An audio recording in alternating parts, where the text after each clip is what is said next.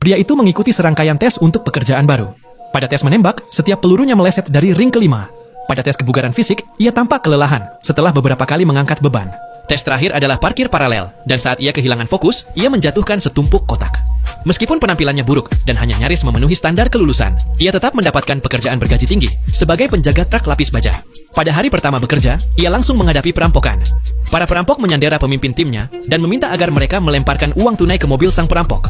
Rekannya membeku ketakutan dan ingin segera pergi, namun pria itu tetap tenang. Ia melemparkan kantong-kantong uang sesuai permintaan.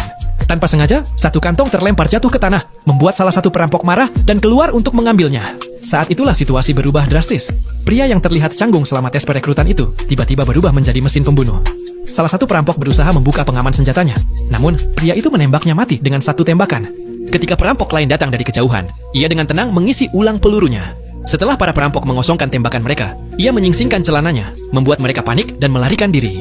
Pria itu mengejar mereka secara perlahan dan akhirnya menjatuhkan mereka satu persatu. Kedua rekannya tercengang melihat perubahan itu. Namun ia tidak segera meninggalkan lokasi. Sebaliknya, ia melepas topeng setiap perampok untuk mencari seseorang yang ia incar.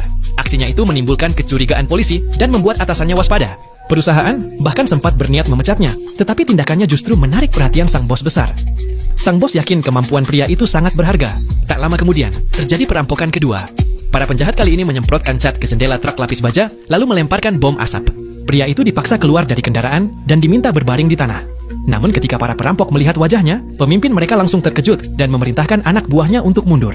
Rupanya pria itu bukan orang biasa. Ia pernah menjadi bos kejahatan terkenal. Ia sengaja menyusup ke perusahaan truk lapis baja untuk memburu orang yang membunuh putranya 6 bulan lalu.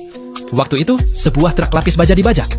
Para perampok menggunakan lokasi konstruksi sebagai kedok, tetapi saat putra sang pria itu sedang mendengarkan musik, tak sengaja melihat kejadian tersebut.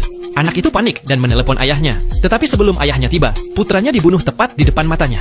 Sang ayah kemudian ditembak 6 kali. Berkat para dokter, pria itu berhasil selamat. Namun kehidupannya hancur.